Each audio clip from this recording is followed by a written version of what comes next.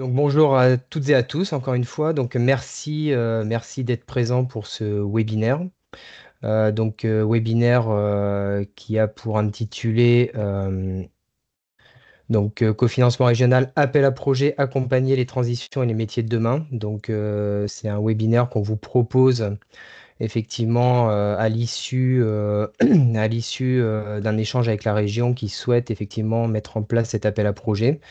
Donc l'idée, c'est de vous présenter en détail cet appel à projet et puis de dédier en fait un temps d'échange avec vous si vous avez des questions.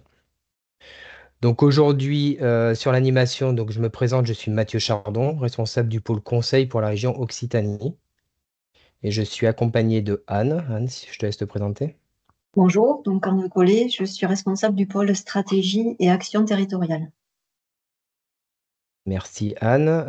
Et nous serons accompagnés également de Maxime, qui aura le rôle de modérateur. Maxime, je te laisse te présenter. Bonjour à toutes et à tous, Maxime Rimaud, donc chef de projet du pôle stratégie action territoriale de l'OPCO Désir Région Occitanie. Donc je travaille avec Anne. Voilà, n'hésitez pas à poser vos questions dans le chat et voilà, nous y répondrons lorsque les premières interventions seront terminées. Voilà. Et bon webinaire à tous. Merci Maxime. Alors, avant de commencer en introduction et afin que ce webinaire se passe dans les meilleures conditions possibles, quelques règles pratiques à respecter au maximum. Donc, on met à disposition effectivement le chat dans lequel vous pourrez vous poser vos questions au fil de l'eau. Donc, Maxime sera là effectivement pour être en appui et nous relayer les questions sur des espaces-temps qui seront dédiés. Partager les points de vue avec bienveillance. Bon, ben ça, je pense qu'on est en capacité aujourd'hui d'échanger librement et surtout focuser sur le sujet d'aujourd'hui. Couper les micros pour éviter les échos, pardon, et couper les caméras pour alléger le réseau. Ce qu'on vous propose, c'est que si vous souhaitez prendre la parole sur les espaces-temps dédiés, ben, juste de lever la main, on vous laissera la parole et puis peut-être allumer la caméra à ce moment-là. Donc, comme je disais, en fait, on a prévu des temps, des séquencés sur des temps d'échange libres où ça nous permettra de revenir sur vos questions. Donc, pour démarrer, une petite présentation rapide de nos missions OPCO2I. Aujourd'hui, le rôle de l'OPCO, bah, c'est d'informer, conseiller et vous accompagner dans vos projets de formation et de recrutement. On s'engage effectivement, de par ces missions, à assurer le développement des compétences de vos collaborateurs. Nous avons une action forte également dans la découverte des métiers. Donc, on participe activement à la promotion et à l'attractivité des métiers. Donc, en collaboration avec le pôle stratégie et l'équipe conseil, on est présent sur différents salons tout au long de l'année. Donc, notamment les salons TAF organisés par la région, mais pas que, puisque nous participons aussi aux Nuits de l'orientation organisées par la CCI, salon Cian, salon ID Métiers. Donc, divers salons où effectivement on est en capacité aujourd'hui bah, de faire découvrir les métiers auprès du grand public, donc jeunes et demandeurs d'emploi. On participe aussi activement sur le financement et on va dire votre accompagnement sur vos projets d'alternance. Donc l'idée, c'est effectivement, on est en campagne alternance actuellement, donc c'est de venir aussi nous solliciter bah, pour tous vos projets alternance, pour toutes vos questions, pour faciliter au mieux l'intégration des jeunes sur la prochaine campagne. Donc l'anticipation des métiers et compétences, ça c'est un travail qu'on mène avec les branches professionnelles. Donc les branches sollicitent régulièrement l'OPCO2I pour réaliser des études sectorielles par territoire. Donc toutes ces études sont disponibles sur notre site internet par le biais de l'Observatoire. Donc n'hésitez pas aussi à consulter ces études qui peuvent aussi vous concerner et vous trouverez beaucoup de matières qui permettront peut-être d'anticiper vos futures compétences. Et on participe aussi en lien également avec les branches à la promotion des certifications professionnelles parce qu'aujourd'hui, on a aussi un rôle majeur. C'est qu'on accompagne les branches effectivement dans la conception, dans la mise à jour de la certification professionnelle, mais également, on a un rôle aussi de mise à disposition de nos équipes pour promouvoir sur le terrain bah, tous ces projets de certification et pour accompagner au mieux aussi vos collaborateurs sur des montées en compétences internes. Donc notre périmètre, sans rentrer dans le détail, c'est 29 branches professionnelles. donc aussi diverses voilà, comme vous pouvez le voir. Plus ou moins représentées suivant les territoires et les régions. Donc l'idée, c'est que nous, au niveau de l'équipe conseil, on puisse aussi s'acculturer à vos besoins, à vos problématiques. Comme je disais tout à l'heure, on est en lien aussi avec les fédérations, les branches professionnelles. Donc n'hésitez pas vraiment à nous solliciter pour toutes les questions liées à l'emploi et à la formation. Notre ancrage territorial, donc 12 directions régionales, avec un siège en Occitanie sur Toulouse. Ici, vous avez notre organisation territoriale, donc sans rentrer dans le détail, mais c'est pour vous montrer effectivement qu'on a une équipe conseil aujourd'hui qui est composée de 15 conseillères et conseillers formation, donc avec un maillage très fin sur les 13 départements, comme vous pouvez le voir. Donc avec des points d'attache différents, hein, puisque on a une équipe qui est basée sur Toulouse, une équipe qui est basée sur Castres, Baillargues à côté de Montpellier, Alès dans le Gard, une collaboratrice qui est sur Tarbes, un collaborateur qui est sur Perpignan et aussi Virginie donc, qui est sur Figeac. Donc pour vous montrer qu'on est aussi proche des territoires, on est proche de vous. Donc n'hésitez pas à nous solliciter. On a un portefeuille régional composé d'environ 7000 entreprises, sièges sociaux, donc très gros portefeuille composé à 90% d'entreprises de moins de 50 salariés. Donc c'est aussi la représentativité de notre région. Donc avec la multiplicité aussi des besoins suivant les branches professionnelles différentes. Les portefeuilles moyens par conseiller, c'est 350 à 400 entreprises. Donc tout ça pour vous dire qu'effectivement, ils ont des portefeuilles assez conséquents, mais qui sont aussi disponibles pour être en contact avec vous. Et n'hésitez pas à prendre rendez-vous avec eux pour évoquer tous les sujets qu'on vient de voir ensemble. Voilà sur la présentation succincte de l'OPCO2I, des missions et de notre présentation territoriale. Donc maintenant, je pense qu'on va pouvoir passer au sujet principal de ce webinaire, qui est l'appel à projet régional. Donc je vais laisser la parole à Anne, si c'est OK pour toi. Ok, merci Mathieu. Alors, donc on a souhaité vous réunir aujourd'hui parce que la région a publié un appel à projet. Donc c'est un contexte un petit peu différent dans la façon qu'on a de fonctionner avec ce partenaire. Donc on va vous présenter aujourd'hui cet appel à projet et également les modalités pour vous pour pouvoir y répondre. Alors, au niveau des contextes et des objectifs, donc on retrouve les objectifs qu'on connaît avec ce partenaire, hein, pour ceux qui auraient participé et bénéficié de conventions précédentes qu'on avait avec la région qui s'appelaient objectifs compétences. Donc, on va retrouver des objectifs concernant la performance des entreprises, l'accompagnement des transformations. Et là, sur cet appel à projet, on a axé sur 3 types de transformations: transformation digitale, environnementale et sociale.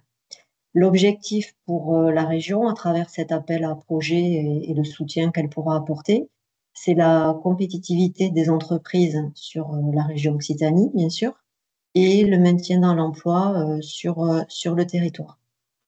Donc, à travers cet appel à projet qui est en partenariat avec les OPCO, qui porteront, comme on en a l'habitude, la convention financière et ce qui nous permettra d'assurer avec vous tout le suivi administratif, financier, l'aide pour le montage des dossiers. On va aller capter des objectifs qui sont favoriser l'innovation, renforcer le capital humain et développer les métiers de demain.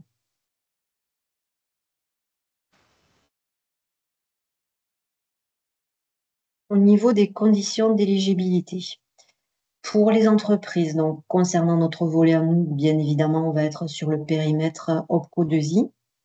L'appel à projet vise en priorité les PME et entreprises de moins de 250 salariés, sachant que les ETI, donc entreprises de taille intermédiaire, peuvent entrer dans le dispositif si le projet est jugé structurant pour l'économie régionale et innovant. Donc sachant, on le verra après, au niveau des dossiers, on va sélectionner de façon conjointe entre région et OPCO2I. L'assiette éligible au niveau des dépenses, c'est ce qu'on connaissait précédemment. On est de façon exclusive sur les coûts pédagogiques, sachant qu'on va fonctionner uniquement avec des formations externes, donc dispensées par des prestataires extérieurs à l'entreprise. Plusieurs prestataires, bien sûr, pourront être mobilisés sur le projet. Un petit critère qui a été ajouté sur cet appel à projet, c'est le nombre minimum de salariés qui vont être formés. On a un minimum de 2 salariés pour les entreprises de plus de 10 salariés. Et concernant la durée minimale de chaque action de formation, on est sur une durée d'une journée de 7 heures.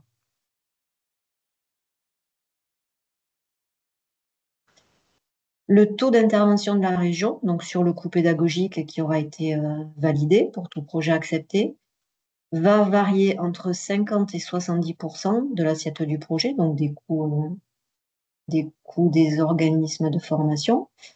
Donc on est plutôt sur une intervention de façon très globale de 50%, qui peut être reportée à 70% pour des projets spécifiques. Ça sera des choses qui seront évaluées suite au retour de vos projets et évaluées de façon conjointe, une fois de plus, entre l'OPCO et la région, donc en fonction du côté innovant, de la façon dont ça peut rendre le territoire attractif, de la taille de l'entreprise, voilà, de tout ce qui pourra ressortir dans votre demande de subvention, donc on verra plus tard. Il a également été fixé un montant maximum pour l'intervention de la région par projet, c'est-à-dire par entreprise, de 15 000 euros.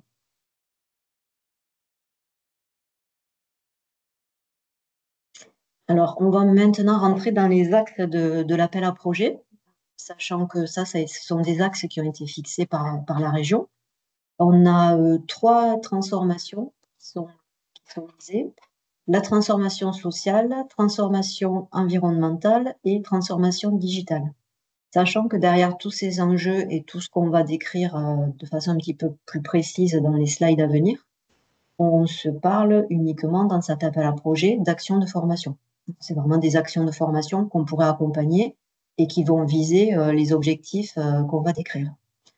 Au niveau de la transformation sociale, là, l'objectif, c'est d'accompagner les entreprises avec des sujets de QVT et également des sujets qui nous animent, hein. Mathieu l'a présenté, dans tout ce qui est attractivité et fidélisation des salariés. Mais encore une fois, j'insiste, ce sont des actions de formation qui accompagneraient ces objectifs qui pourraient être financés par la région. Le deuxième axe, c'est la transformation environnementale. C'est un enjeu fort également pour nous au Prodesi, d'accompagner les entreprises sur cette thématique. C'est une mission qui nous a également été confiée. Là, ça va être la prise en compte des enjeux environnementaux dans le fonctionnement de l'entreprise, dans les process de production. Et c'est également un lien, ça on peut quand même le souligner, c'est aussi important pour le financeur qu'est la région, avec l'image de l'entreprise et également le côté attractivité de l'entreprise par rapport aux générations actuelles qui sont assez sensibles sur le sujet. Et le troisième volet, c'est la transformation digitale. Donc là, on avait l'habitude d'avoir un volet numérique sur nos précédentes conventions. Là, il est quand même un petit peu plus ciblé, un peu plus resserré par rapport à ce qu'on connaissait. C'est-à-dire que le volet digital, on est sur 2 thématiques exclusives, intelligence artificielle, et cybersécurité. Donc l'objectif, là, ça va être d'accompagner l'intelligence artificielle, toutes les transformations en lien avec cela et le lien avec la compétitivité pour l'entreprise. Et en lien avec ça et en parallèle, le renforcement de la cybersécurité. Donc là, pour les utilisateurs, on va dire précédents des conventions objectifs compétences, j'anticipe les questions, tout ce qui est ERP, CAO, voilà, d'autres thématiques de transformation digitale, sur cet appel à projet, on ne pourra plus l'accompagner. On est vraiment en exclusivité sur ces 2 sujets. Alors, on peut passer, donc là, de façon un peu plus détaillée, pour que vous puissiez peut-être commencer à projeter qu'est-ce qu'on pourrait accompagner comme action de formation. On a repris les 3 axes avec des exemples. Voilà, c'est pas exhaustif, c'est pour essayer d'illustrer un petit peu ce qu'on pourra accompagner. Sur la transformation sociale, ça peut être tout ce qui est lié au nouveau mode de management, de gouvernance, tout ce qui est lié à des organisations au niveau des entreprises qui pourraient être modifiées en lien avec le dialogue social, la QVT. Une entreprise qui changerait d'organisation au niveau du temps de travail, c'est un exemple, hein, et un accompagnement qui aurait lieu. Toutes les thématiques, comme on l'a vu, d'attractivité, de fidélisation des salariés, en lien avec l'intégration, en lien avec la marque employeur, et les thématiques de QVT, d'inclusion. C'est pas exhaustif, encore une fois, c'est pour illustrer un petit peu qu'est-ce qu'on peut avoir derrière cette transformation sociale et qu'est-ce qui est visé par la région, qui est financeur, et que la région souhaite accompagner pour les entreprises du territoire. On passe au deuxième axe, transformation environnementale. Là, l'objectif, ça va être d'accompagner l'entreprise. Et ça, c'est sur les 3 axes. C'est vraiment l'idée, et ça devra aussi transparaître dans les dossiers que vous allez déposer pour candidater. On doit vraiment voir le lien entre votre stratégie, la stratégie de l'entreprise, et les actions que vous proposez au financement de la région. Donc, systématiquement, de quelques axes qu'on se parle sur les 3 qu'on vous présente, l'idée, ça va vraiment être de montrer quel est le lien entre l'action pour laquelle vous candidatez pour obtenir un financement de la région et la stratégie de l'entreprise. Donc là, sur le volet environnemental et sur les autres, de la même façon, de mettre en avant en quoi c'est une opportunité pour vous, en quoi accompagner cette action, ça va permettre le développement de l'entreprise. Ça, c'est vraiment une thématique forte pour la région, et ça va être, je pense, un axe fort en termes de sensibilité ensuite dans la lecture des dossiers. Donc, on peut avoir différentes thématiques, puisque les impacts peuvent être aussi bien au niveau de la création des produits que dans les process de production. Tout ce qui vise l'efficacité énergétique en termes d'action de formation et la décarbonation. On peut accompagner la formation de référents aussi sur le sujet, d'experts, mais c'est pas limité non plus de façon exclusive aux référents. Donc voilà, ça reste assez ouvert, mais avec ce volet visé sur la transformation environnementale et un lien fort à faire entre votre réflexion, votre stratégie et les actions que vous soumettez. Et le dernier point, donc la transformation digitale, donc là, 2 axes, on s'en est déjà parlé.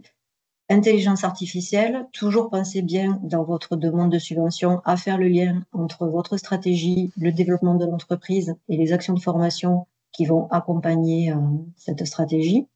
Donc là encore, quelques exemples. On peut se parler de création de produits, de services, le lien avec l'innovation, bien évidemment, sur cette thématique. L'impact, quel qu'il soit, on peut là aussi accompagner la formation de référents au sein de votre entreprise, d'experts ou de personnes qui ne sont pas référentes.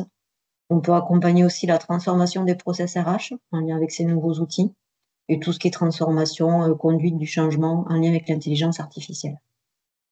Et en parallèle, la cybersécurité qui reste un axe fort.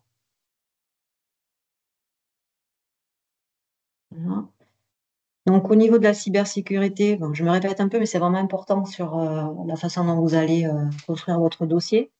Faites bien le lien entre la stratégie de l'entreprise et la mise en œuvre des actions de formation et la façon dont vous menez la politique de cybersécurité au sein de votre entreprise.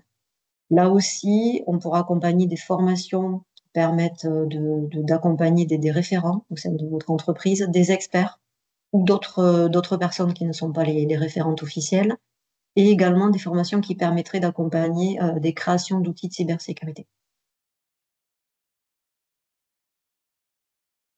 Là. Au niveau des critères de sélection, donc on va voir un petit peu plus loin dans la présentation la demande de subvention qui a été créée.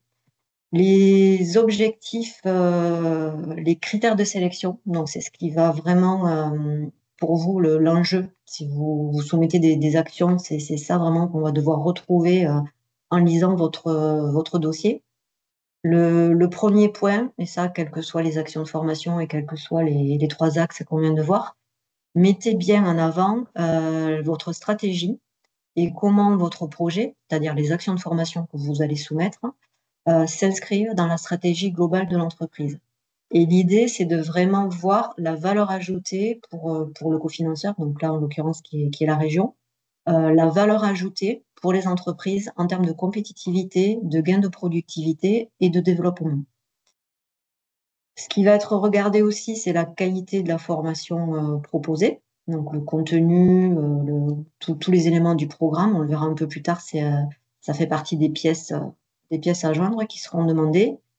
Et un critère qui n'est pas obligatoire, mais qui serait un plus, on va dire, pour le dossier, c'est certaines entreprises pour avoir des projets qui sont structurants parce qu'elles vont drainer d'autres entreprises sur un territoire, un secteur d'activité ou à l'échelle d'une filière. Donc ça, c'est un critère subsidiaire, on va dire. Mais tout ce qui peut être mis en avant, tout ce qui peut éclairer ces critères-là, pensez bien dans le dossier, donc il y a une partie un peu d'écriture, enfin, pas littéraire, mais vous allez nous expliquer un petit peu votre stratégie et comment les actions de formation que vous soumettez accompagnent cette stratégie. Pensez bien à mettre tout ça en avant.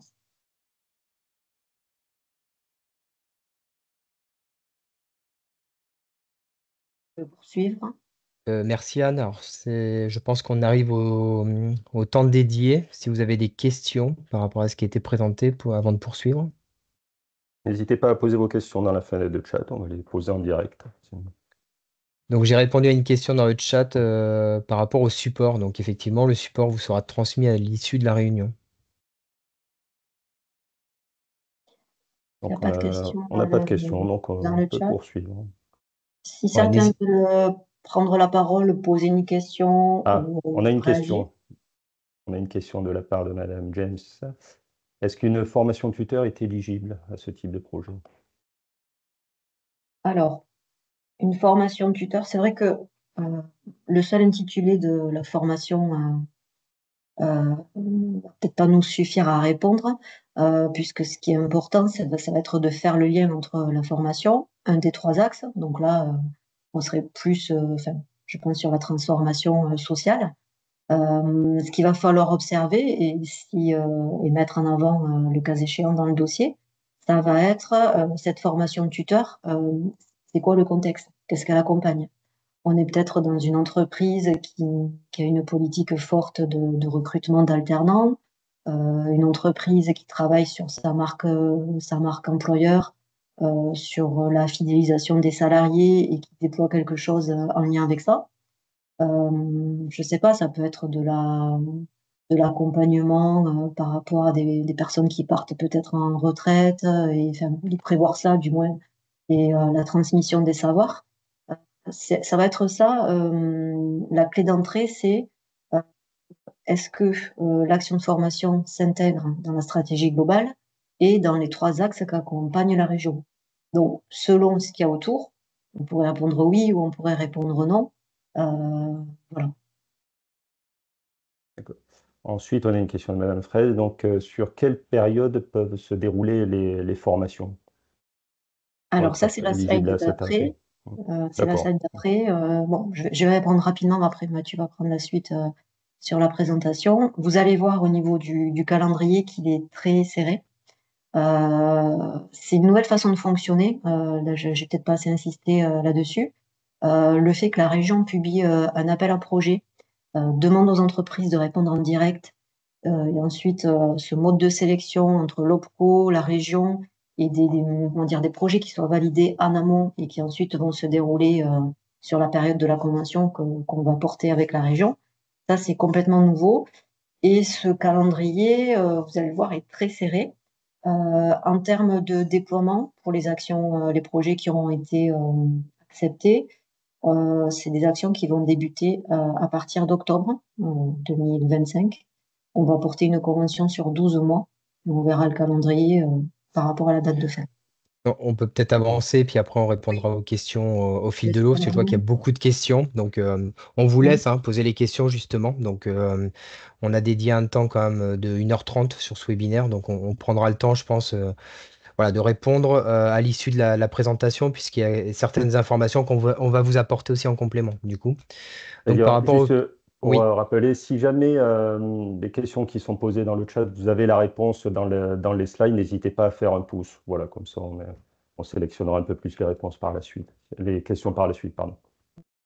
Donc, par rapport au calendrier, comme disait Anne, c'est vrai que, alors de mémoire, je crois que le vote a été entériné en commission permanente le 27 juin dernier. Donc, pour vous dire aussi qu'on est sur un timing assez serré. Donc la semaine dernière, on a organisé un webinaire interne auprès de l'équipe des conseillers, justement pour... Ah, j'ai un écho. Donc justement pour les préparer, anticiper aussi la présentation qu'on allait animer auprès de vous aujourd'hui, pour qu'ils puissent aussi, bon, on est sur une campagne qui n'est pas propice, hein, on le sait, qui n'est pas favorable puisqu'on est on est sur un temps de congé, donc vous voyez que l'appel à projet se clôt le 14 août, donc on a une fenêtre de tir bah, très serrée, hein. Donc l'idée, c'est aussi de vous apporter une information très rapide pour que vous puissiez aussi demander de l'appui à votre conseiller par rapport au projet qui pourrait rentrer, hein, qui pourrait rentrer dans cet appel à projet. Donc 14 août, date de clôture, voilà, des demandes. Donc ça, c'est important pour vous. On va le voir après, on va voir le process à appliquer. Comme disait Anne, en septembre, bon, à partir de mi-août, hein, même, de mi-août jusqu'à septembre, on sera mobilisé avec la région. Donc, Anne et moi, pour justement prendre connaissance des projets qui ont été soumis par les entreprises et commencer effectivement la sélection avec des critères qui seront déterminés par la région. Tout ça pour dire que début octobre seront présentés les projets, on va dire, qui auront été validés par les deux parties, pour que ce soit entériné par un vote de la commission permanente prévue ce 3 octobre. Donc, vous voyez que le calendrier est très serré. Bon, on a quand même des informations précises sur la chronologie, donc ça c'est plutôt bien. Et pour répondre à une question qu'il y avait dans le chat, effectivement, la réalisation des actions de formation donc, est prévu sur une période de octobre 2025 jusqu'à fin septembre 2026. Donc effectivement, l'idée, c'est que vous puissiez présenter des projets bah, qui sont plutôt prévus fin d'année, début d'année prochaine, pour que ça vous laisse le temps aussi, entre guillemets, de pouvoir les mettre en place et les prévoir dans votre plan de formation. Voilà au niveau du calendrier. On va avancer, puis après on reviendra sur les questions. Pour le dépôt des dossiers, donc à privilégier, c'est vrai qu'on a mis de préférence donc par courriel. Donc c'est vrai que l'idée c'est que il y a une adresse mail générique qui a été mise à disposition par la région. Donc si possible, utilisez compte tenu du calendrier cette modalité-là, puisque le courrier pendant les congés, voilà, on a un peu de doute sur la capacité aussi à ce que ce courrier arrive en temps et en heure. Donc privilégiez ce format-là. Si vous avez des difficultés, effectivement, en termes de pièces pour transmission sur ce mail, n'hésitez pas non plus à vous rapprocher de votre conseiller. On peut vous accompagner, hein. L'idée, c'est que vous restiez pas isolé par rapport à ce calendrier serré, par rapport à la transmission des éléments qu'on va vous demander, mais justement que le conseiller soit en appui. Alors effectivement, peut-être certains seront en congé, mais moi je resterai en appui jusqu'au 4 août, enfin jusqu'au 4 août me concernant, mais après on aura un relais aussi au niveau des autres conseillers pour qu'on puisse accompagner un maximum d'entreprises qui souhaitent répondre à cet appel à projet avant le 14 août. Donc, date de dépôt, on en a parlé jusqu'au 14 août. Les pièces, donc formulaire de demande, donc on va vous le présenter. Programme de formation détaillé par jour de formation. Bon, ça, généralement, on a quand même, au niveau des organismes de formation, des programmes qui sont assez bien détaillés.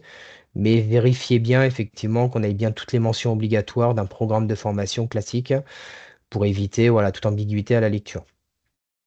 Et dans un premier temps, aussi un devis. Donc là, alors devis et ou convention, hein, l'idée, c'est pas non plus de vous engager dans les projets, mais de montrer qu'effectivement, bah, le financement de la région peut être incitatif, entre guillemets, à engager vos projets de formation. Donc devis et ou convention non signés, hein, vous n'êtes pas obligé de les signer, mais on sait que c'est des documents qui vont nous apporter un maximum d'informations sur, voilà, sur le détail et sur le contenu de la formation prévue. Euh, et à la demande de la région, il faudra demander une mention sur le taux horaire. Donc ça, de plus en plus de cofinanceurs, pour ceux aujourd'hui qui utilisent le FSE, c'est aussi un élément qu'on demande, c'est-à-dire que il est important de reconstituer le coût horaire par salarié ou par stagiaire, peu importe, pour qu'on puisse effectivement sur des formations intra évaluer le coût stagiaire. Donc ça, c'est important. Alors certains organismes de formation aujourd'hui le pratiquent, commencent aussi à l'intégrer dans leurs documents. Si effectivement vous avez des difficultés avec un organisme, n'hésitez pas aussi à leur mentionner cette obligation pour que vous puissiez répondre et à revenir vers nous pour toute difficulté rencontrée à ce niveau-là. Alors bien sûr, si c'est une formation qui concerne qu'un seul salarié ou qu'un seul collaborateur, bon, on est en capacité de reconstituer un taux horaire par stagiaire, donc il est pas utile et obligatoire de mentionner le taux horaire.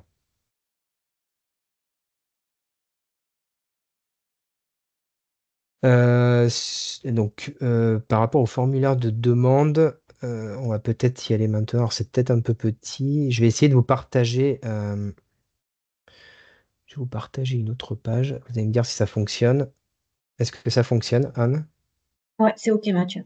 Ok. Donc, je suis désolé, hein, je suis passé sur un autre document. Donc, c'est un format Word qui ressemble fortement à ce que vous connaissez pour ceux qui le pratiquent dans le cadre des autres cofinancements que vous pouvez solliciter. Donc, quand je parle des autres cofinancements, ça peut être l'ancien cofinancement de la région, hein, qui s'appelait Objectif Compétences, mais ça peut être aussi les dossiers liés au cofinancement FNE, FSE qu'on a actuellement. Donc, ça y ressemble fortement. Ce qui est important, c'est effectivement de comprendre la complétude de ce dossier bah, va être importante à la lecture, on va dire, et à la sélection de vos projets. Donc, très simplement, l'identification du demandeur, bon, le nom de l'entreprise, la raison sociale, numéro SIRET, bon, je ne vais pas tout détailler.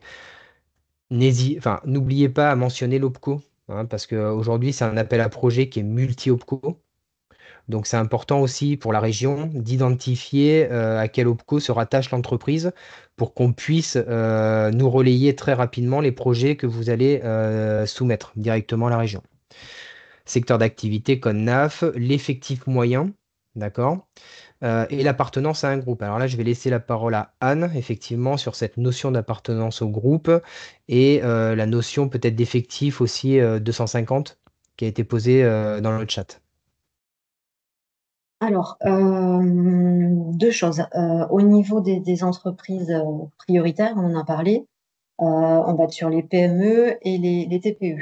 Donc, au niveau des PME, on est sur un effectif de moins de 250 salariés. Mais on a un certain nombre d'entreprises qui sont détenues par un groupe et ça impacte ce qu'est l'entreprise. C'est-à-dire qu'une entreprise qui est détenue par un groupe ou une autre entreprise qui elle-même n'est pas une PME va être considérée comme une ETI, une entreprise de taille intermédiaire. On a beaucoup d'entreprises dans ce cas-là. Donc ça, c'est un critère qui sera observé. Et c'est pour ça que dans le dossier, on vous demande appartenance à un groupe. Donc là, vous avez un menu déroulant où vous sélectionnez oui, non. Et important, si vous appartenez à un groupe, pensez bien, ça c'est indispensable, à droite de mentionner l'effectif du groupe. Par exemple, une entreprise qui va avoir un effectif de 50 salariés, qui serait détenue par un groupe qui fait 500 salariés, sa nature, c'est pas une PME, ça va être une ETI, entreprise de taille intermédiaire, qui reste éligible, ça c'est important. Une entreprise qui serait détenue par une grande entreprise de plus de 5000 salariés, là, on va être sur une entreprise qui n'est même plus éligible puisque on n'est plus sur une entreprise de taille intermédiaire, mais sur un grand groupe. Entreprise de taille intermédiaire, c'est jusqu'à 5000 salariés, 4 999 salariés. Donc, au niveau des priorités sur cet appel à projet, on a les PME, donc les entreprises qui ont la définition de PME, et TPE, bien évidemment, et les entreprises de moins de 250 salariés. Pour les entreprises qui sont donc ETI, entreprises de taille intermédiaire, soit parce qu'elles ont plus de 250 salariés, elles ne sont pas détenues, mais par exemple, l'effectif est de 300 salariés, soit l'entreprise a un effectif inférieur à 250 salariés, mais elle fait partie d'un groupe où elle est détenue par une entreprise qui elle-même n'est pas une PME. Du coup, dans ces deux cas de figure, on va être sur une entreprise qui est une ETI. Dans la présentation, on l'a vu, les ETI ne sont pas prioritaires comme les PME, mais elles ne sont pas exclues du projet. Donc, ce sont des projets qu'on va regarder de près, et notamment par rapport aux critères qu'on avait mis sur la slide, le côté innovation, le côté projet structurant, est-ce que c'est important pour l'économie du territoire, tous ces éléments-là. Donc, je sais que c'est pas des notions forcément. On peut peut-être répondre à une question du coup de Madame Navarro. Oui, alors la Euh, question c'est si nous appartenons à une UES, donc d'après ce que j'ai vu, c'est une unité économique et sociale, est-ce que l'entreprise serait considérée comme un groupe et donc éligible? Alors là, on va voir au cas par cas déjà quel est l'effectif global. Si vous voulez prendre la parole, Madame Navarro, n'hésitez pas.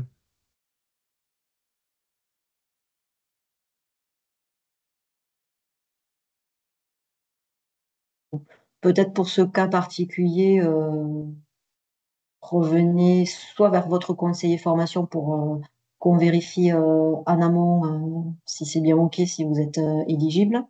Bon, sachant que, comme on l'a vu, de toute façon, pour vraiment être non éligible au projet, il faut dépasser les 5000 salariés, quel que soit le critère qu'on retient, le groupe, l'effectif de l'entreprise à laquelle vous appartenez, etc. Donc, si vous êtes en dessous de ce seuil, déjà, on peut considérer que vous pouvez déposer un projet.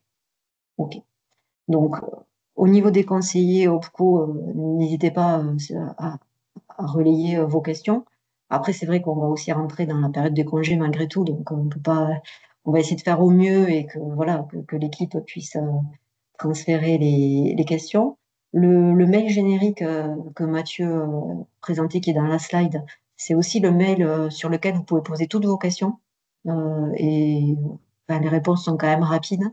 Donc là, c'est l'équipe de la région qui a travaillé sur l'appel à projet, qui va avec nous après sélectionner tout ce que vous allez déposer.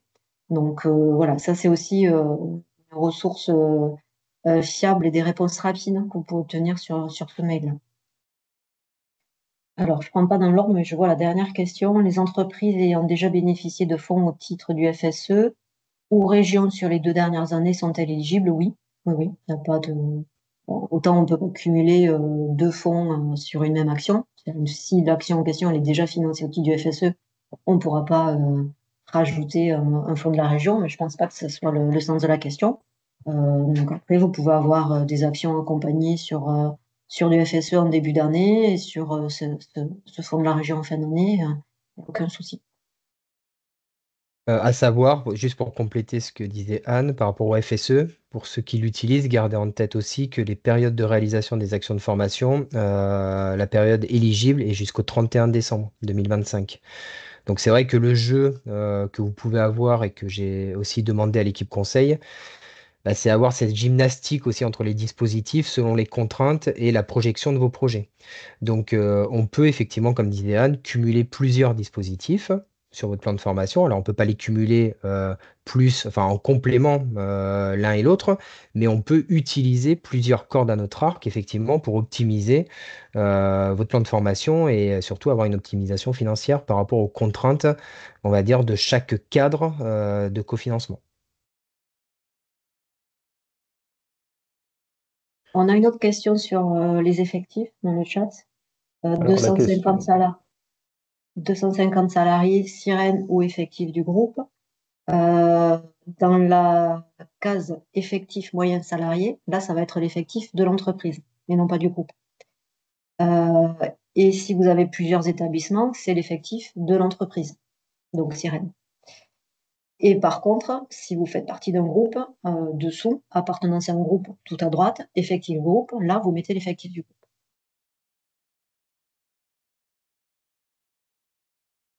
Ok, on avance sur le dossier peut-être. Oui, Donc, l'identification responsable du projet, bon, c'est celui qui va porter le projet hein, au sein de l'entreprise. Donc, important de mettre les bonnes coordonnées, effectivement, mail, pour que vous puissiez aussi être recontacté très rapidement si, s'il y a des questions complémentaires.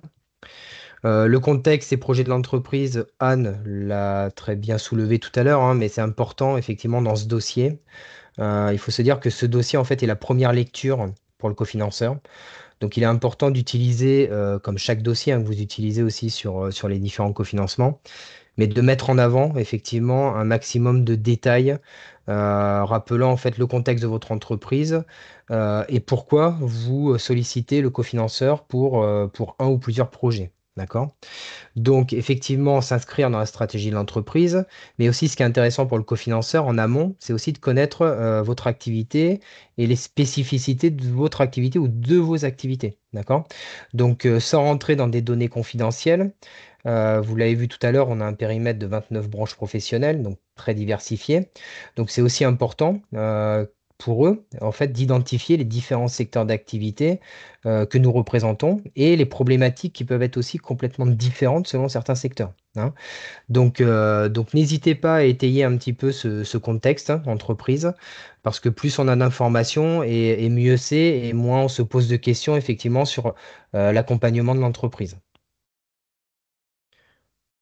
On ne vous impose pas, comme je disais, hein, de retranscrire des informations confidentielles, mais je pense qu'il y a des informations utiles qu'on retrouve même sur vos sites internet ou sur différents réseaux qui peuvent être relayés aussi directement sur ce dossier. Ensuite, concernant vos projets formation. Donc, ils ont créé effectivement une fiche par projet de formation. Donc, l'idée, effectivement, ce sera de dupliquer cette fiche-là si vous avez plusieurs projets de formation à soumettre à la région. Dans le respect, comme on disait tout à l'heure aussi, des règles de plafonnement, etc. Mais ça peut être utile, effectivement, enfin, si vous avez plusieurs projets, bah, voilà, de les soumettre. Cela ne veut pas dire que tout sera rejeté ou tout sera accepté, hein, mais l'idée, c'est aussi peut-être d'avoir une validation partielle selon certains critères qui seront mis en place. Donc, on vous rappelle effectivement sur chaque fiche formation bah, les conditions, hein, donc le plafonnement à 15 000 euros, le nombre de personnes formées selon la taille de votre entreprise. Donc des informations classiques hein, que vous retrouverez soit dans les devis ou conventions ou soit dans les programmes, donc intitulé organisme. J'ai vu passer une question, je crois, dans le chat concernant l'organisme de formation. Donc assurez-vous que l'organisme de formation soit bien certifié Calliope. Donc ça, c'est important. Si vous avez un doute, toujours pareil, hein, n'hésitez pas à nous demander parce que nous, aujourd'hui, on a accès à la base référentielle des organismes de formation. Et on arrive aussi à visualiser très rapidement si la certification Calliope est toujours active au sein de l'organisme de formation. Je pense que ça doit répondre à la question qui a été posée dans le chat. N'hésitez pas à reposer la question ou à intervenir si besoin. Donc date de début, date de fin. Pareil, là, je vais rebondir un peu à ce que disait Anne parce qu'on a parlé d'une période effectivement de réalisation. Si tu veux reprendre peut-être la notion, Anne.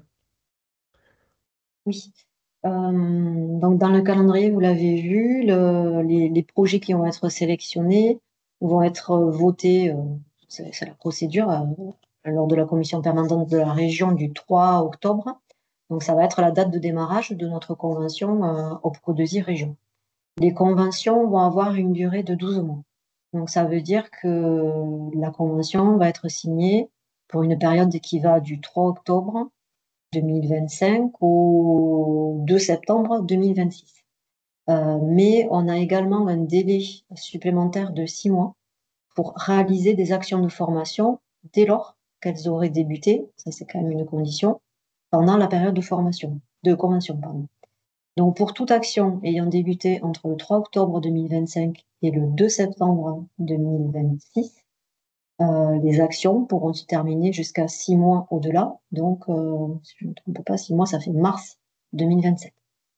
C'est pour ça que si vous allez sur le site de la région et que vous lisez les éléments de l'appel à projet, il est mentionné une période de 18 mois à partir de la date de validation de la région, c'est-à-dire vote en commission permanente.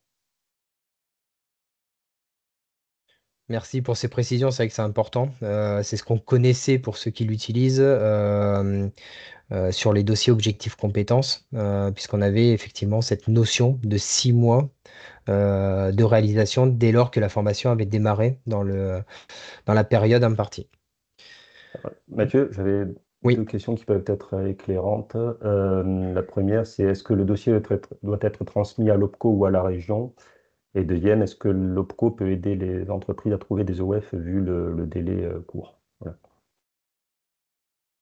Alors, première question, c'était, pardon, Est-ce sur... que la demande doit être transmise à l'OPCO ou à la région? Alors, la demande, elle doit être transmise à la région, parce qu'il faut officialiser le dépôt de demande bah, sur l'adresse générique qu'on vous a montré. Après, si vous souhaitez en amont, enfin avant, on va dire transmission à la région, entre guillemets, une lecture du conseiller pour que, voilà, pour être sûr que, effectivement, les informations que vous avez écrites ou peut-être des informations manquantes sur lesquelles vous avez besoin peut-être un peu plus d'appui au niveau conseil, oui, n'hésitez pas à nous, voilà, à revenir vers nous. On peut vous accompagner en amont, effectivement, de la transmission, mais la transmission officielle passe par le canal région, hein. Et ensuite, pour trouver les OF, alors aujourd'hui, on a effectivement, alors j'ai vu aussi une question passer tout à l'heure sur les actions clés en main. Alors n'hésitez pas effectivement à consulter le catalogue. Encore une fois, il n'y a pas d'action de formation ciblée.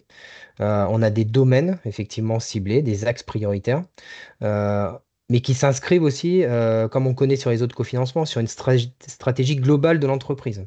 Donc, ce qui est important, c'est de faire le lien avec votre stratégie de transition, de transformation, sur les axes prioritaires qui ont été posés par la région, mais il n'y a pas d'intitulé précis de formation. Si vous avez des idées, effectivement, sur des formations, oui, nous, par des mots-clés, on peut faire des recherches dans notre base de données, en fait, qui reprend, on va dire, tous les dossiers de formation qui sont transmis par les entreprises. Donc, on peut effectivement être accompagnant sur une identification d'un OF, soit de proximité ou peut-être national si c'est une formation distancielle. Mais vous pouvez consulter aussi le catalogue des actions clés en main, qui est accessible via notre site internet. Il y a peut-être déjà des éléments que vous pourrez retrouver facilement. L'important, c'est l'objectif qui prévaut. Et voilà, pour compléter, donc sur les modalités de formation dans le dossier technique, effectivement, il va falloir notifier et mentionner s'il s'agit d'une formation en présentiel, distanciel ou mixte, hybride, comme on appelle. Donc de là, c'est important aussi de les cibler. Donc le lieu de formation entreprise ou OF et le nombre de stagiaires. Les axes, vous cochez l'axe que vous souhaitez mettre en avant par rapport, encore une fois, à l'action ciblée. Compte tenu de la formation, bon, très clairement, vous aurez à disposition et en annexe un programme de formation.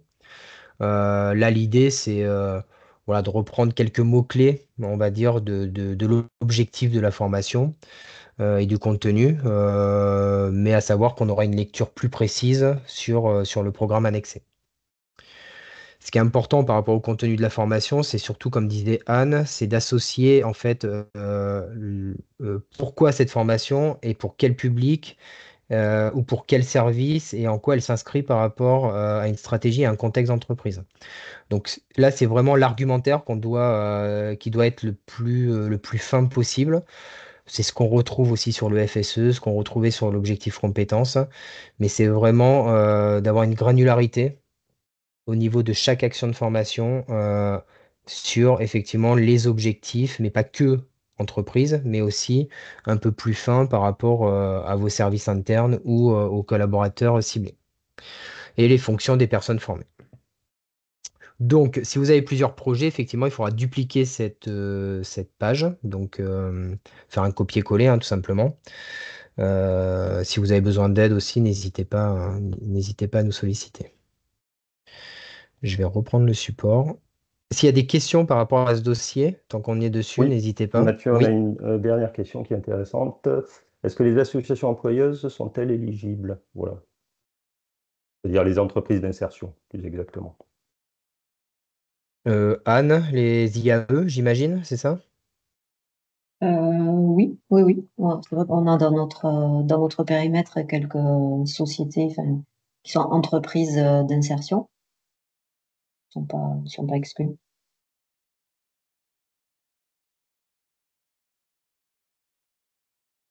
Hop, je remets le support, désolé.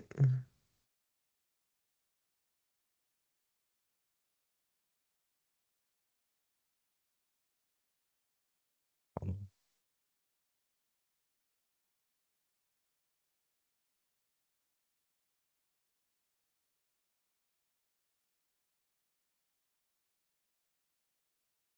Voilà, la technique.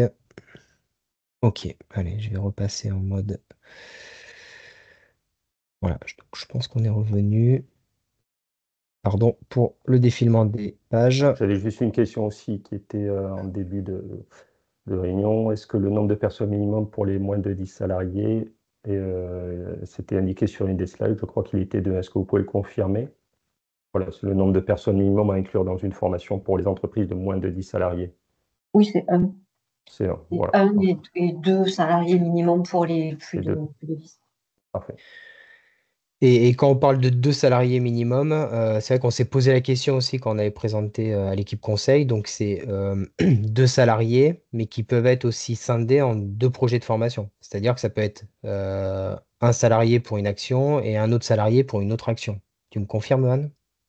Oui, oui, Hein, oui, c'est ça? Voilà. c'est sur le projet. Ok, donc là, on vous met des liens utiles. Donc, tout ce qu'on vient de vous présenter est accessible directement sur le site de la région. Donc, que ce soit l'appel à projet en détail, le formulaire de demande et la description. Alors ça, c'est intéressant parce qu'on vous a effectivement retranscrit un petit peu les axes prioritaires en détail, mais ils vous mettent à disposition ici des fiches détaillées par axe qui peuvent aussi voilà, être utiles pour vous en complément. À savoir que ça viendra compléter la présentation d'aujourd'hui.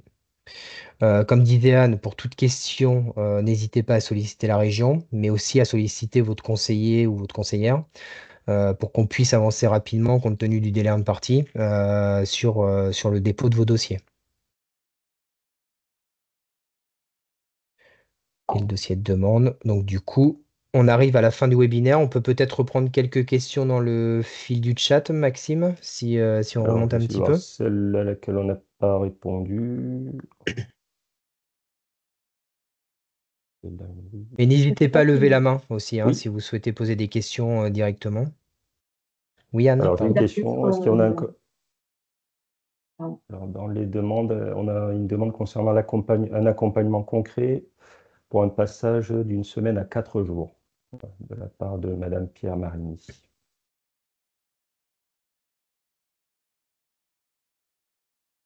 La question, pardon, Maxime, j'ai pas saisi. Alors, la question, c'est savoir est-ce qu'il y a un accompagnement concret pour les entreprises qui ont un passage de semaine à 4 jours. Alors, pas forcément, on va pas financer des actions d'accompagnement au sens diagnostic ou accompagnement RH hein, sur cet appel à projet. Donc là, ça serait des actions de formation, quelles qu'elles soient et qu'elles aient pu être identifiées, qui seraient mises en œuvre pour accompagner euh, peut-être le personnel RH dans ces transitions. Voilà. C'est pour ça que j'insistais un peu en début de présentation. Quand on voit certaines thématiques, notamment sur ce volet social, on peut avoir l'impression qu'on se parle aussi d'actions d'accompagnement au sens diagnostic ou action d'accompagnement RH. Là, sur l'appel à projet, c'est des objectifs, c'est un contexte, mais sont visés uniquement en termes de financement et d'appui de la région des actions de formation qui viendra accompagner des actions dans ce contexte-là. Après, on a d'autres possibilités sur nos fonds propres, si on se parle de projets qui sont plus du diagnostic ou de l'accompagnement RH. Vous pouvez vous mettre en relation avec votre conseiller formation, puisqu'on a une offre de services qu'on déploie sur ces thématiques-là et qui peuvent également répondre, pas pour le volet formation, mais pour le volet vraiment diag et accompagnement.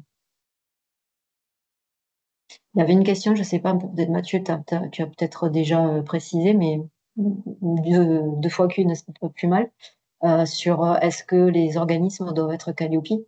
Donc forcément, tous, oui, c'est une condition. Une autre question, est-ce qu'une formation sur le bilan carbone de l'entreprise peut être éligible à cet appel à projet? Si on est sur une action de formation, oui.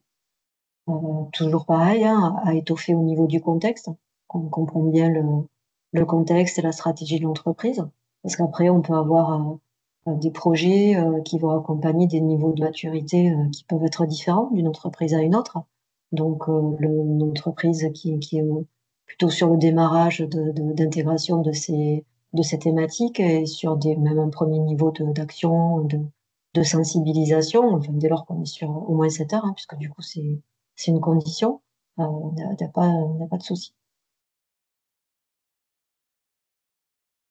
Une autre question, je crois à laquelle on n'a pas répondu, comment faire pour des formations de 2026 dont l'entreprise n'a pas les coûts pédagogiques et qui ne sait pas encore combien de personnes elle pourra former dessus? Voilà. Alors, effectivement, ça va être un petit peu des contraintes à intégrer. C'est vrai que on est sur des projets qui sont quand même plus ou moins affinés, avec une contrainte de déposer très vite des actions de formation, même si on l'a vu, la période, elle peut aller loin. Au niveau du dossier, il va falloir décrire le projet et, comme disait Mathieu, fournir un devis et un programme. Donc, ça veut dire quand même qu'il faut avoir identifié les prestataires de formation.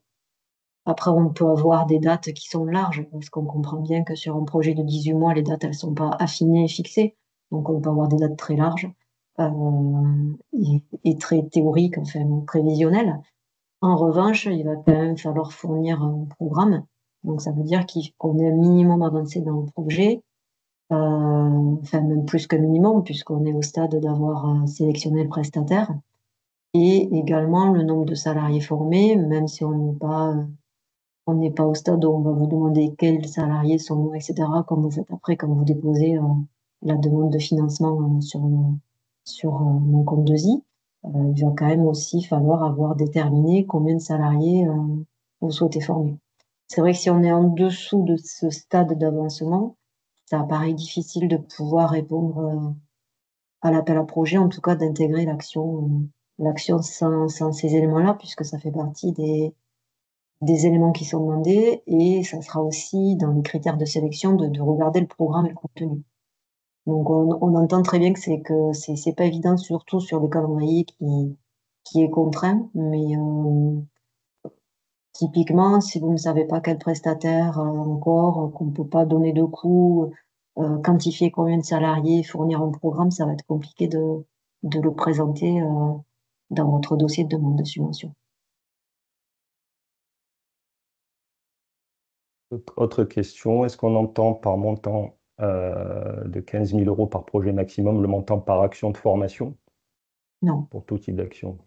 c'est l'intervention plafond de la région par entreprise. D'accord, donc par Projet dossier global. demandé, par dossier, d'accord. Ensuite, est-ce qu'on aurait des exemples de formations ou d'organismes certifiés Calliope éligibles? Alors, on a décrit sur les slides, quand on a fait le détail, enfin le détail, quand on a un petit peu, on est rentré un petit peu dans le contenu de qu'est-ce qu'il pourrait y avoir dans quel axe, avec les 3 axes de transformation. On a donné un petit peu un contour, et enfin, c'est pas forcément des exemples d'action, mais encore une fois, on n'a pas une liste exhaustive de dire telle formation oui, telle formation non. Il faut qu'on soit dans des actions qui accompagnent le développement des entreprises en Occitanie, leur compétitivité, qui aident les entreprises sur l'accompagnement des transitions qu'on a décrites, les 3 transitions, sociale, environnementale et digitale. Mais on va pas avoir une liste d'actions en face. C'est ce qui doit être éclairé dans le dossier, de montrer que l'action de formation, elle rentre dans un axe et elle sert à accompagner la stratégie de l'entreprise, et donc, in fine, sa compétitivité et le développement sur le territoire.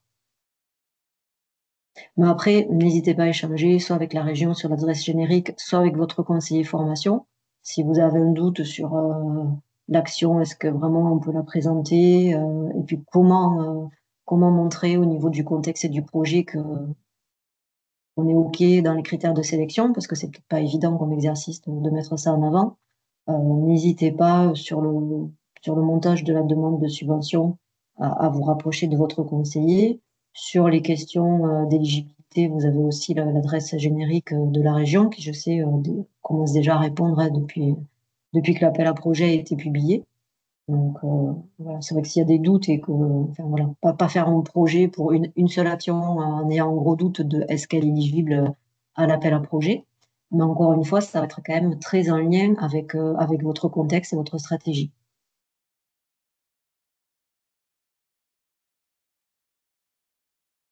Alors, je le mettais dans le chat, hein, n'hésitez pas, parce que je vois qu'il y a, il y a des personnes qui commencent à quitter le webinaire. Si vous souhaitez être contacté par votre conseiller, n'hésitez pas à laisser vos coordonnées dans le chat. On fera le lien très rapidement aussi avec vous, hein. L'idée, c'est d'être réactif compte tenu de la période et du délai. Donc, on sait que vous devez avancer effectivement peut-être sur ces notions de projet, mais le conseiller en appuie, hein, réellement. Maxime, est-ce qu'on a Alors, je crois balayé toutes les questions? on avait peut-être une autre question auquel on n'avait pas encore répondu. Donc, parmi la durée enfin, parmi la durée des formations éligibles à cet appel à projet, est-ce qu'il y a un seuil maximal d'heures à ne pas dépasser? Voilà. Est-ce qu'il y a une limite? Voilà. Non, il n'y a pas, y a Non. pas de limite maxi en termes de durée. On a un seuil minimum par action de formation qui est de 7 heures par action de formation. On n'a pas de seuil maxi. Pas de durée maxime, mais toujours attention, point de vigilance, hein, puisqu'on a quand même des périodes de réalisation. Donc il faut être en capacité aussi, si on est sur des formations volumineuses en termes d'heures, d'être en capacité de les réaliser dans le cadre voilà, imparti. Et notamment sur tout ce qui est formation distancielle, voilà, avoir quand même ce point de vigilance. Maxime, est-ce qu'il y a d'autres Entendu. questions? Alors, j'ai une question. Est-il possible de donner un... Alors, c'est pas très clair, je vois de donner une idée sur la justification du niveau de prise en charge. Alors après, j'ai pas compris la dernière partie de la question. C'est une idée sur la justification du niveau de prise en charge. Alors, c'était Madame Maury Roche-Méca. Est-ce que vous pouvez préciser la demande? Parce que c'est vrai que tout est écrit en majuscule. Sinon, vous pouvez prendre la parole au micro. N'hésitez pas. Sinon, vous pouvez reposer la question. Ah, d'accord. Est-il possible de donner une idée sur la justification du niveau de prise en charge, donc 50 ou 70%? Voilà. Est-ce que c'est par rapport au prix global du projet de formation ou est-ce que c'est... Alors ça sera un multi-critère, effectivement.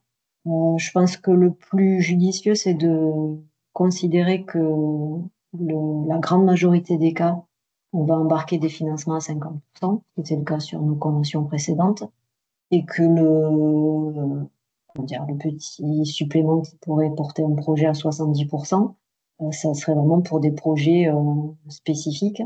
Et ce qui va éclairer le choix, c'est ce qu'on va pouvoir lire dans les demandes de subvention.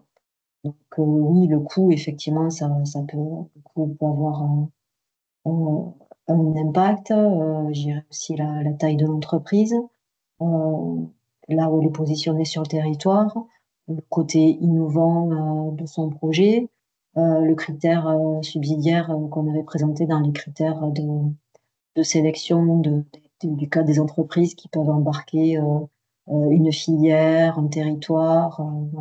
Tout ça, c'est pour ça que c'est important de bien décrire votre contexte et votre stratégie dans le premier bloc, sur la première page du dossier.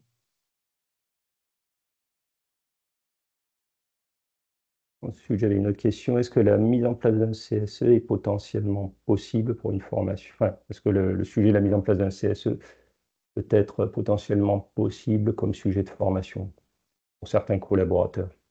Alors c'est après la mise en place d'un CSE. C'est la mise en place d'un CSE. Ouais. Est-ce que cette formation, si vous voulez intervenir, est-ce qu'elle concernerait des élus finalement ou tous les collaborateurs?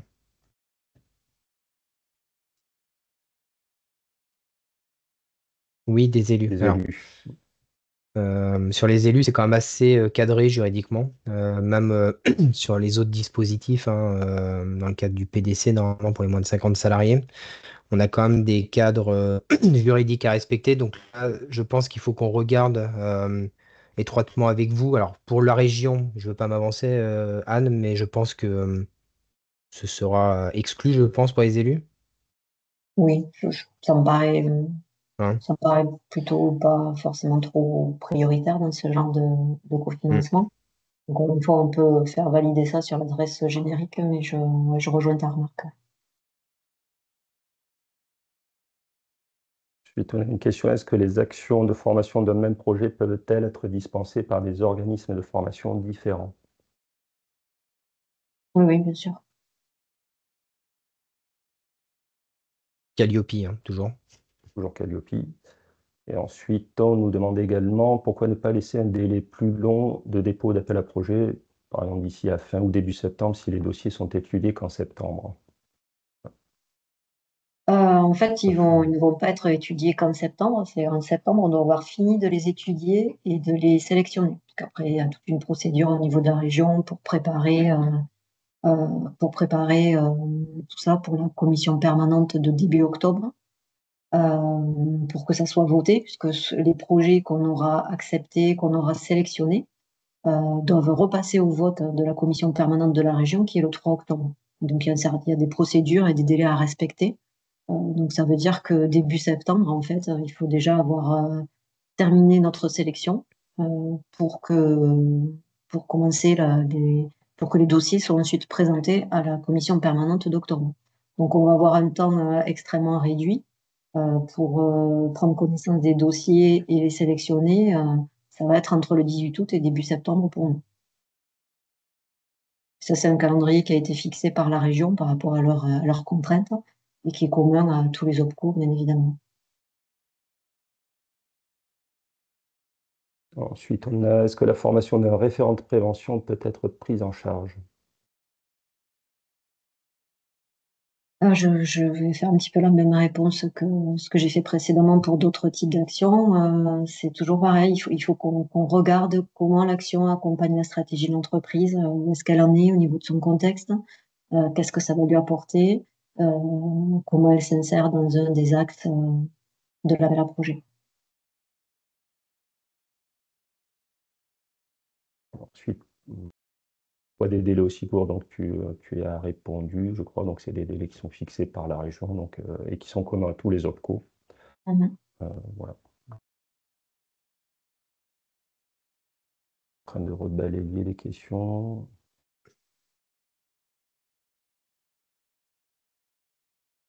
Je pense qu'on a fait le tour des questions. Si jamais il y en a une que je n'ai pas citée, n'hésitez pas à la reposer dans le chat. Alors, je ne sais pas si on a répondu. Il faut donc faire un dossier et plusieurs fiches. Oui, ah oui, celle-là on l'a pas posée. Donc effectivement, hein, c'est ce que je disais, si vous avez plusieurs projets de formation, il faut dupliquer la page 2 du dossier au nombre, on va dire, de projets que vous souhaitez déposer. Et ça rejoint une autre question aussi, savoir si vous pouvez demander, voilà, cumuler plusieurs actions de formation sur les trois axes de transformation. Oui, en fait, c'est-à-dire que vous pouvez soumettre un dossier avec plusieurs fiches qui concerneraient les trois axes, on va dire, positionnés par la région. Ou un seul C'est- axe. Si le projet aussi peut s'inscrire parce que je crois qu'il y a eu la question aussi dans le chat, le projet d'entreprise peut viser un seul type de transformation. On n'a pas l'obligation que le projet réponde aux trois types de transformation. Mm. Il y avait aussi une autre question. Alors, je ne sais pas si ça concerne l'accompagnement dans le montage de dossier, c'est pour la formation. On a une question, savoir est-ce qu'on travaille avec des cabinets spécialisés de la part de Madame Zès. Alors, les organismes de formation, parce que là, il faut bien faire le distinguo entre cabinets qui sont plutôt des prestataires et on est sur de la prestation d'accompagnement, notamment dans notre offre de services diagnostic et accompagnement RH. Là, on parle d'organismes de formation. Donc, des organismes de formation aujourd'hui spécialisés, on n'a pas de référencement, sauf sur les actions clés en main. Donc, comme je disais tout à l'heure, vous pouvez aller voir sur le catalogue les organismes de formation qui sont référencés. Si vous souhaitez aussi, on peut vous mettre à disposition une liste, hein, passer par votre conseiller, mais on peut très bien vous orienter effectivement par des organismes spécialisés. Et oui, sur la transition écologique, normalement, on a des organismes qui sont en capacité d'eux. Par contre, après, c'est un marché ouvert, donc on n'a pas de référencement sur tous les organismes de formation et les domaines de formation qu'on vient d'énoncer. Donc après, c'est plus la connaissance locale, régionale, de proximité qui nous permet très de vous orienter vers enfin une liste non exhaustive d'organismes de formation euh, qui répondraient au projet que vous souhaiteriez soumettre. Je sais pas si ça répond à la question.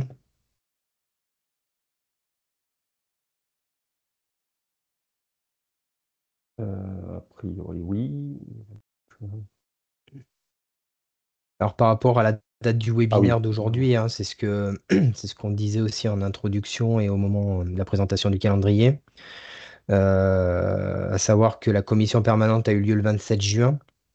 Donc pour vous dire que en suivant le 27 juin, ben, Anne a été aussi informée donc, de la mise en place de tout ce process. Et donc, on a rapidement, nous, sollicité notre direction communication pour organiser ce webinaire. Donc, il faut aussi qu'on ait le temps de pouvoir l'organiser dans de bonnes conditions, de cibler aussi les entreprises. Donc, tout ça, c'est vrai qu'on s'est laissé une semaine par rapport à l'équipe où on a essayé d'actionner très rapidement une information. Mais on a laissé une semaine supplémentaire pour justement avoir des conditions de webinaires voilà, qui correspondent réellement au process attendu par la région. Donc, on n'avait pas toutes les informations en amont qui étaient validées. Donc, c'est pour ça, on a essayé de faire au plus vite hein, pour vous apporter une communication assez rapide. Mais on comprend effectivement que par rapport à la deadline, ça peut être compliqué pour certains d'entre vous de pouvoir déposer voilà, des dossiers pour le 14 août.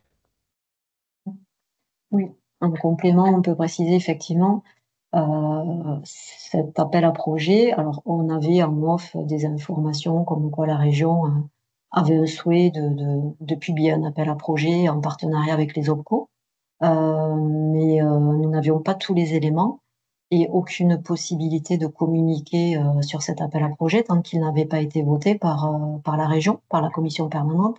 Ça a été voté le 27 juin. Ça veut dire que sous un délai d'une grosse semaine, on a quand même été capable de vous proposer ce webinaire. Notre volonté, c'était aussi de proposer un temps d'échange, de vous donner toutes les infos, même si elles sont communiquées sur le site de la région, parce qu'on est sur un mode de fonctionnement très différent. On est sur un calendrier très restreint et ça, tout le monde a conscience des freins que ça va apporter. Voilà. Maintenant, on a déployé, je pense, sur un temps quand même très très court. On a réussi à vous proposer un webinaire justement pour que vous puissiez poser toutes vos questions, pour éclairer, que vous ne vous retrouviez pas confronté à cet appel à projet comme ça sur le site sans savoir qu'est-ce que vraiment on peut mettre dedans, avoir des questions en suspens. Je pense qu'à date, on est deux OPCO à avoir proposé ce format-là de webinaire pour pouvoir vous accompagner. Ça paraissait un petit peu difficile de faire mieux, honnêtement. Et puis pour compléter, on voulait aussi changer le mode de communication parce que aujourd'hui, vous réceptionnez beaucoup de communication par mail et on sait que ça devient aussi un sujet, la communication par mail. Donc voilà, on a choisi ce format aussi pour que ce soit un peu plus interactif et qu'on puisse avoir justement bah, ces temps d'échange oraux ou par le chat pour essayer d'apporter le plus de précision possible en se disant aussi que les entreprises qui se connectaient aujourd'hui avaient potentiellement aussi des projets à nous soumettre voilà, malgré le calendrier imposé.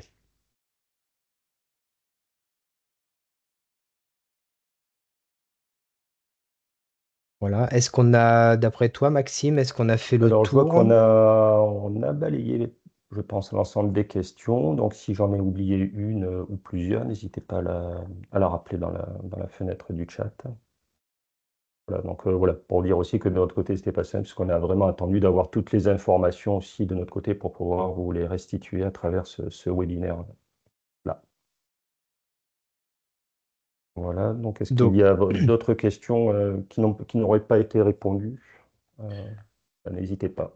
voilà, je pense que ce qu'on peut se dire, c'est que c'est quand même une bonne nouvelle, malgré les contraintes hein, qui nous sont imposées en termes de calendrier, c'est une bonne nouvelle, puisque ça veut dire aussi qu'on arrive à pérenniser un partenariat avec la région, qui est important pour nous, hein, qui est important pour nous voilà, de pérenniser, pour aussi vous mettre à disposition des fonds disponibles hein, sur d'autres leviers, parce qu'on le voit aujourd'hui. Sur tous les dispositifs, ben, on devient sur des fonds de plus en plus restreints. Donc il est important pour nous aussi de maintenir ces partenariats et de pouvoir vous proposer une palette un peu plus large en termes de levier financier. Hein. Donc ça, c'est plutôt la bonne nouvelle. Alors, on peut comprendre les freins. L'idée aussi de se dire c'est une opportunité, hein. C'est une opportunité supplémentaire pour vous. De pouvoir peut-être accrocher un ou deux projets supplémentaires qui permettraient en fait d'étoffer un peu votre plan de formation. Donc, je pense qu'il faut, voilà, il faut partir avec cette volonté-là. En tout cas, c'est ce qu'on a passé comme message aussi à l'équipe conseil pour que justement on puisse rebondir et puis trouver des solutions pour vous. Et si c'est pas sur ce cofinancement régional, qu'on puisse trouver des solutions peut-être sur d'autres leviers parce qu'on en parlait tout à l'heure, vous faites partie aussi de certaines branches qui ont peut-être du conventionnel de branche. Voilà, donc il y a d'autres sujets aujourd'hui où il y a des mesures d'urgence qui se mettent en place. Donc on est en capacité de vous accompagner. Ce sera peut-être pas sur ce dispositif, mais en tout cas, on a fait le nécessaire pour vous informer en temps et en heure. Alors, dernière question, donc Anne vient d'y répondre. Donc, est-ce qu'on pense que ce type d'appel à projet se renouvellera d'ici l'an prochain? Donc, pour l'instant, on n'a pas encore la visibilité. Et on nous demande également, est-ce que la présentation sera vraiment envoyée aujourd'hui à l'ensemble des participants, vu le Oui, délai très court? oui, on s'engage, hein, c'est ce qu'on s'était dit Voilà. avec Anne. On s'engage à vous l'envoyer là, à l'issue de la réunion. Donc, on a vos mails par rapport à vos inscriptions. Donc, s'il y a un problème, si vous ne recevez pas le support dans la journée, n'hésitez pas, alors on l'a mis à la fin, à nous envoyer un petit mail. On vous a mis un petit QR code si vous n'avez pas de contact conseiller identifié. Mais n'hésitez pas en fait à passer par cette page régionale. En fait, ça arrivera directement sur notre adresse mail générique. Et puis on reprendra contact très rapidement avec vous. Voilà, et n'hésitez pas aussi à rebalayer dans vos spams. Voilà. Vous n'avez Bon, pas je pense reçu. qu'on va Voilà. pouvoir clôturer ce Ouais. webinaire. Merci beaucoup pour votre participation. Merci beaucoup pour toutes les questions parce que je pense qu'au-delà de l'animation qu'on a proposée, c'est toujours utile de répondre à chaud à toutes vos interrogations. Donc, c'est l'interaction qu'on recherchait aussi avec Anne dans ce format. Et on pense aujourd'hui qu'effectivement, ça fera le lien aussi avec vos conseillers et puis avec vos futurs projets. Anne, si tu veux peut-être conclure, ou Maxime, si tu veux dire un mot aussi. Merci, merci pour votre participation, pour la participation aux questions, parce que c'est vrai que avec toutes ces nouveautés, j'imagine qu'on n'arrive pas à se poser forcément toutes les questions d'un coup. On a essayé d'être un petit peu large, mais les questions des uns alimentent les futures questions des autres. Voilà, la volonté, c'était vraiment d'avoir un temps d'échange. Donc merci d'avoir participé. Comme l'a dit Mathieu, mais c'est quand même important, vous avez votre équipe de conseillers formation, votre conseiller référent qui est présent pour vous aider parce qu'on a bien conscience que le délai est très très court. Mais c'est une vraie opportunité d'avoir encore des fonds de la région pour financer vos actions de formation. C'est pas forcément le cas dans toutes les régions. On a quand même la chance, entre guillemets, en Occitanie, d'avoir la région qui est convaincue du partenariat avec les OPCO, qui est convaincue qu'on a une force de frappe, entre guillemets, sur le terrain, qui est attentive aux projets qu'on fait remonter et aux projets qu'on défend. Et ce qui est aussi important à souligner, c'est que certes, on a cet appel à projet qui est publié pour une question aussi de visibilité hein, de la région, qui souhaite communiquer directement auprès des entreprises, mais en partenariat avec les OPCO et surtout, on a une sélection commune.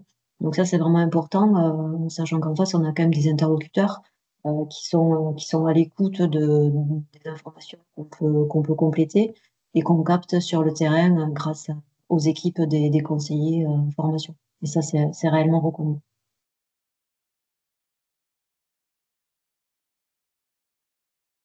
Maxime, un petit mot. Alors, je vais, pour clôturer, donc, je vous remercie Anne et Mathieu, puisque vous avez tenu les délais qui étaient impartis, puisqu'on avait fixé le webinaire jusqu'à midi. Donc, il est midi moins 10. Donc, bravo à vous d'avoir tenu ce délai. Et merci à vous toutes et tous pour avoir participé donc, à ce webinaire activement, puisqu'on a reçu beaucoup de questions à travers le chat. Et donc, on est conscient que enfin, ce qui a été remonté, c'est que le délai est très court. Donc, il y a un peu de frustration par rapport à ça, mais on espère vraiment vous accompagner le plus possible dans cette démarche. Voilà, donc n'hésitez pas à nous recontacter, à contacter votre conseiller pour qu'on puisse vraiment accompagner nous de notre côté, côté Pro2I, le maximum d'entreprises dans cet appel à projet.